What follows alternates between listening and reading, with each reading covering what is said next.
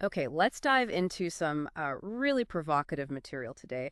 We're looking at excerpts from Imperial Hubris, Why the West is Losing the War on Terror.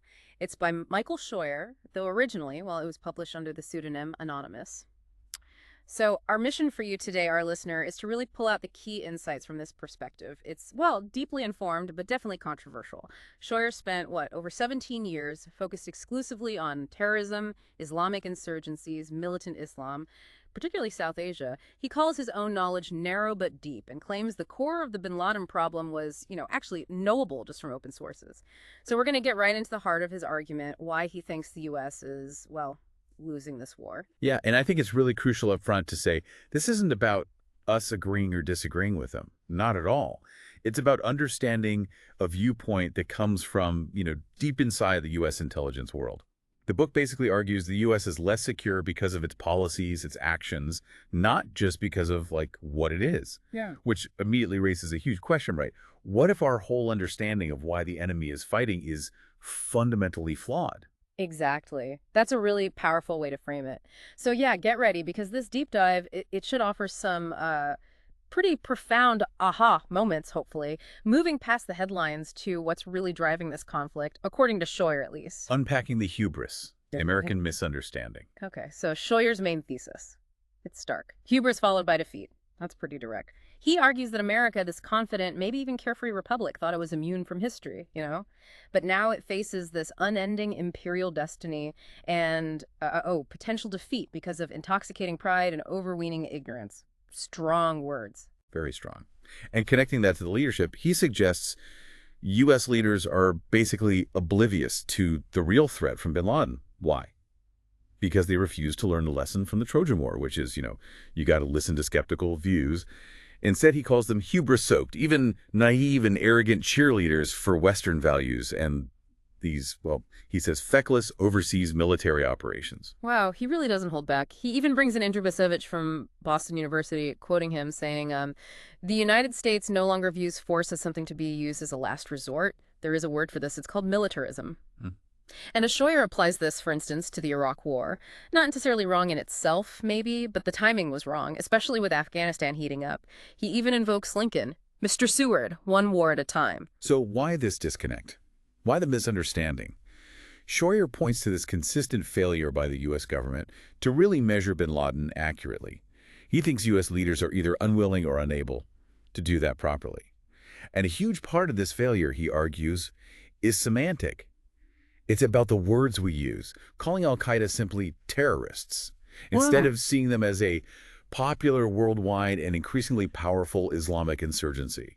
It's a different frame entirely. Okay, so what's the implication of that distinction? Why does that label matter so much? Well, according to Scheuer, using the terrorist paradigm locks you into this time-consuming law enforcement approach, trying to dismantle the group one terrorist at a time. Right. And he argues that just massively underestimates their resourcefulness, their popularity in some parts of the world, and frankly, your lethality. It sets the whole strategy off on the wrong foot. Bin Laden's perspective, the why of the war. Okay, this feels like a really critical piece of the puzzle. Understanding bin Laden's motivation, at least as Scheuer presents it. He's emphatic. Bin Laden and his allies are not fighting the U.S. because they hate who we are. Right. Freedom, democracy, all that. No, he says they hate what we have done and are doing in the Islamic world.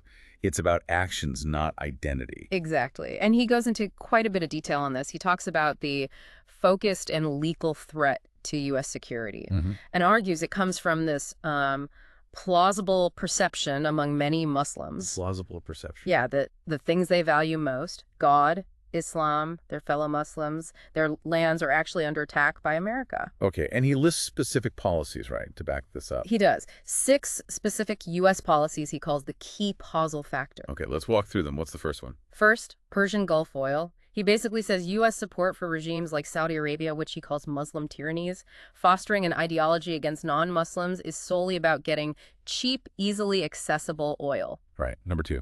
Second, the criminalization of jihad. He points out the U.S. declared defensive jihad a criminal act, arresting hundreds of suspected mujahideen holy warriors. But for many Muslims, he says, this is seen as a fundamental religious duty, so a direct conflict there. Third. Third, demanding curriculum changes. America pushing Muslim educational authorities to alter their curricula, teach a version of Islam more aligned with modernity and U.S. interests. Scheuer says this directly contradicts the core Islamic belief that the Quran is, well, unalterable divine word. Okay, fourth point. Fourth, supporting apostate governments. U.S. backing for regimes in places like Kuwait, UAE, Egypt, Jordan, Saudi Arabia. These are seen by some, he argues, as corrupt, ruling by man-made law, not God's law, and basically propped up by the American democracy. What's there? Fifth, economic and military sanctions. U.S. UN sanctions on Muslim countries, Iraq, Syria, Sudan, etc. And he notes the perceived double standards, citing Pakistan's nuclear weapons while sort of accepting India's and Israel's. And the last one, number 6. Finally, occupation dismemberment of Muslim lands. This is a big one.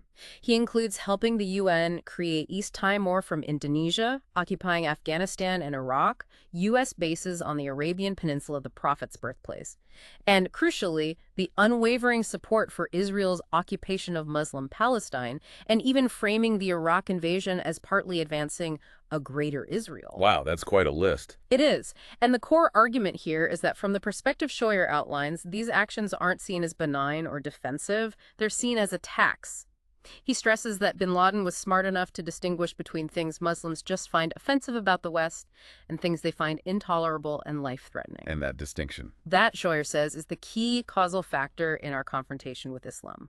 So this paints a picture of bin Laden not as just some, mad dog terrorist. Not at all, according to Scheuer. He describes him as a precise, thoughtful, and hatred-fueled threat, a coldly calculating individual, someone rational, logical, amoral, businesslike. He even compares him to Mao. And a CEO.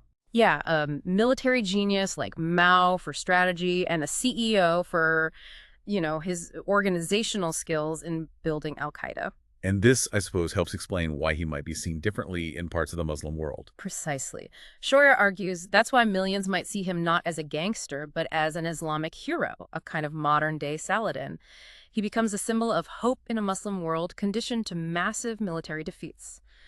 His perceived piety, bravery, integrity, these things resonate, making him a powerful totem of Islamic resistance. Al-Qaeda's strategy and resilience.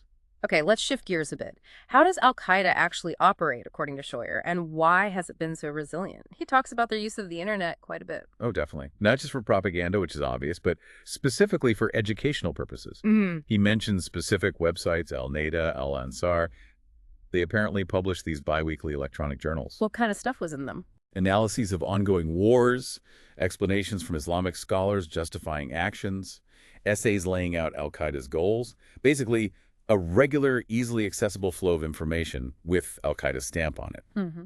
And this was especially important because bin Laden himself, Scheuer says, deliberately avoided frequent media appearances after a certain point, to avoid being located. And here's a fascinating twist. He points out the U.S. trying to shut these sites down. Yeah, the irony there.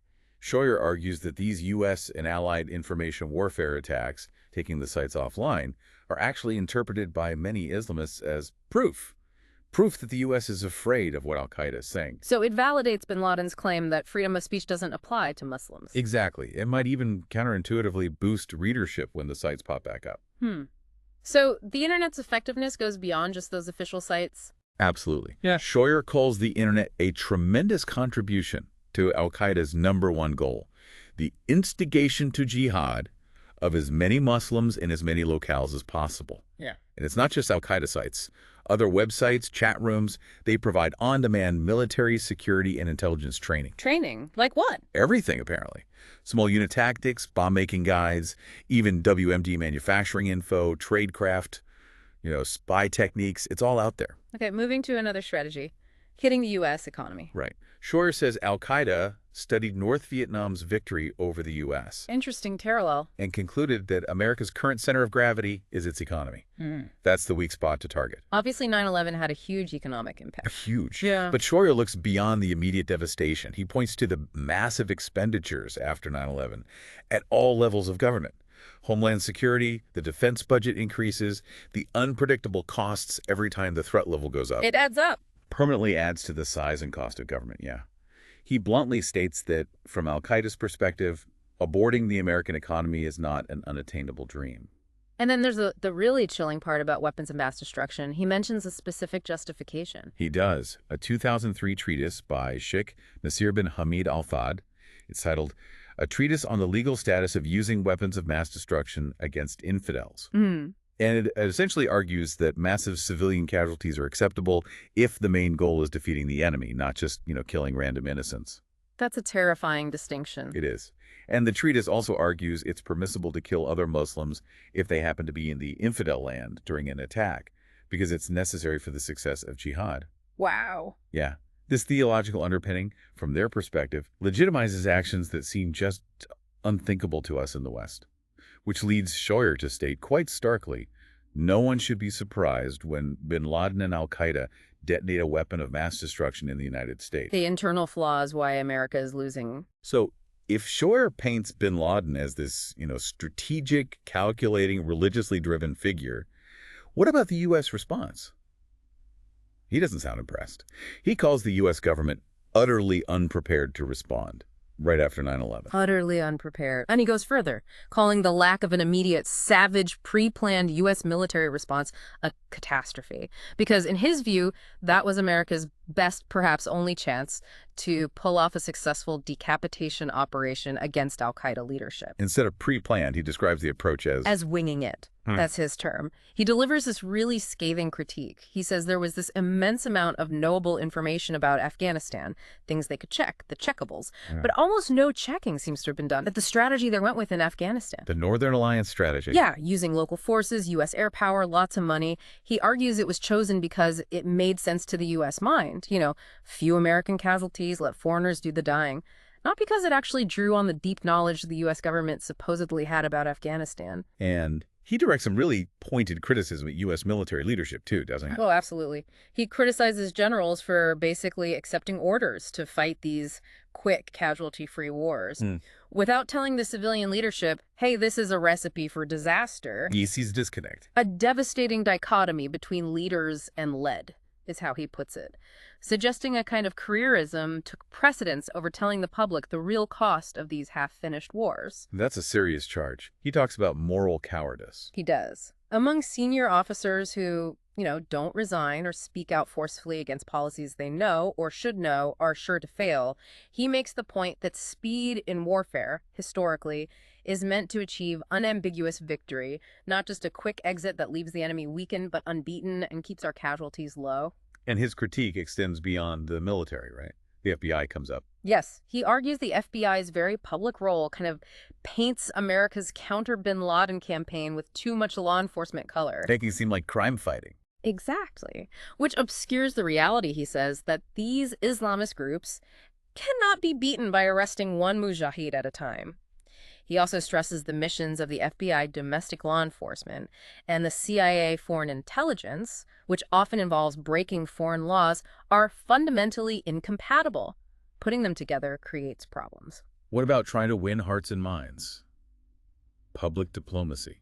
Another failure, according to Scheuer. He specifically dissects the Shared Values campaign. I remember those ads. Yeah, designed by a, quote, talented Madison Avenue advertising executive. But he says it failed because it just showed how well Muslims lived and were treated in America. It didn't actually explain or defend the U.S. policies that were causing the anger in the first place. So pointless. Worse than pointless, maybe. He basically concludes it's far too late for public diplomacy because the target audience simply doesn't trust it anymore. So underlying all this, he thinks America suffers from a kind of syndrome. The King George syndrome. Yeah, it's a striking analogy. The belief that freedom is neither a spontaneous nor a universal aspiration. And that you can just cast off the tyrannical leaders and then presto, everyone will just band together and create freedom. But he warns against that. He warns that these wars of liberation might actually breed illiberal aspirations instead. Be careful what you wish for, essentially. And he links this back to that idea of hubris, or maybe something else. Right. He suggests U.S. leaders and elites just cannot believe a polyglot bunch of Arabs wearing robes, sporting scraggly beards, and squatting around campfires could pose a mortal threat to the United States. He calls it arrogance and then asks, or is it racism? And this attitude, combined with hubris, leads to what he calls heroic rhetoric-adorned military half-measures. He also singles out U.S. policy towards Israel as something Undebated. Critically undebated, yes. He states it's at the core of bin Laden's foreign policy concerns. And he directly questions whether the unvarying military, economic, and political support for Israel serves substantive as opposed to emotional U.S. interests. And the consequence. He warns that maintaining this policy without debate will result in unending war with Islam. A very stark prediction. There's also a point about military briefings, how they were counterproductive. Yeah, this is interesting. Those post-9/11 briefings meant to showcase precision warfare. Scheuer says they actually managed to portray both violence against Muslims and not enough violence against Muslims simultaneously. How does that work? Well, for the Muslim world watching, seeing clinical strikes might look like an attack. But for the adversaries, these precise and intentionally casualty-limiting attacks could be interpreted as a lack of bloody-mindedness. A sign the U.S. wasn't willing to do what was truly necessary, which might embolden them. And then maybe the most provocative point of all his view on 9/11 commemorations. It is deeply provocative. He suggests Americans engaged in an almost non-stop celebration of the massive U.S. defeat suffered that day. A celebration of defeat. That's how he frames it. He contrasts it with earlier generations of Americans who, he says, mourned defeats quietly and only celebrated victories. And his conclusion from all this, given that he assumes policies won't change, is pretty brutal. He advocates for Americans getting used to and good at killing the enemy in large numbers, seeing it as the only viable option left. The author's provocative solutions. Okay, so zooming out, Scheuer doesn't just criticize. He actually offers recommendations, though they seem just as provocative as his analysis. They definitely are. He basically says we have to abandon a long-standing mindset about who the enemy is and what America's role in the world should be. And central to that is having debates we don't normally have. Exactly. He calls for an honest debate about core U.S. policies, specifically mentioning Israel, those military bases on the Arabian Peninsula, and this push for secular democracy everywhere. He acknowledges it would involve rhetorical fireworks and public acrimony. You'd be really messy. But worth it. Worth it, he implies. So Americans actually know what they are signing up for with these policies and their consequences. He also brings up energy policy, which is interesting. Very interesting. He calls for energy self-sufficiency. Why? Because it would allow the U.S. to disengage from the Persian Gulf regimes, especially Saudi Arabia, regimes he calls among the most corrupt, dictatorial, and oppressive on earth. And he sees them as the real threat. In a way, yes. He controversially states these regimes, not bin Laden, are the real imperial Islamic expansionists, and they hate us for what we are, not what we do. A complete flip. What about internal government stuff? He mentioned retired officials. Right. He talks about ending what he calls the fifth column of senior military and intelligence retirees. These are officials who, he suggests, go along with counterproductive policies while in service because they're eyeing lucrative private sector jobs after retirement, defense contractors, consulting, that sort of thing. And a solution. He suggests giving them full salary annuities after they retire to remove the financial incentive to stay quiet and instead encourage more truth tellers while they're still serving. And finally, there's a quote from Ralph Peters. Yeah, he champions Ralph Peters' rather brutal advice. We Americans must avoid fantastic schemes to rescue those for whom we bear no responsibility. Basically, Scheuer suggests we need to learn to watch others die with equanimity in conflicts that don't directly threaten core U.S. interests. Stop trying to fix everything everywhere. Outro. So, wrapping this all up, what's the absolute core message from Michael Scheuer's Imperial Hubris? Well, as a former CIA insider, he's basically contending that America is actively choosing to lose the global war on terrorism, choosing to lose by, first, fundamentally misidentifying the enemy and their motivations, and second, by refusing to change the core foreign policies that, in his view, fuel the conflict. And he argues that unless America seriously reevaluates its whole strategic approach, unless it addresses these grievances he lays out, it's essentially buying into a broadening conflict with escalating human and economic expense. It really leaves you with a challenging question, doesn't it? Can a nation that, really prides itself on freedom of speech, can it truly have no subject too dangerous to debate, especially when the assertion is that our own policies might be directly contributing to the threats we face? It's uncomfortable to consider. Absolutely. This deep dive, it's definitely offered a stark, unvarnished look at a perspective, arguing this confrontation isn't some clash of civilizations, it's just a plain old war. And ignoring that reality, Scheuer argues, means continuing to buck reality and paying an exorbitant price. It certainly challenges you, our listener, to think hard about whether our current path is sustainable, or if maybe, just maybe, a fundamental shift in how we see things and what we do is needed. Until next time, keep digging, keep learning, and keep questioning.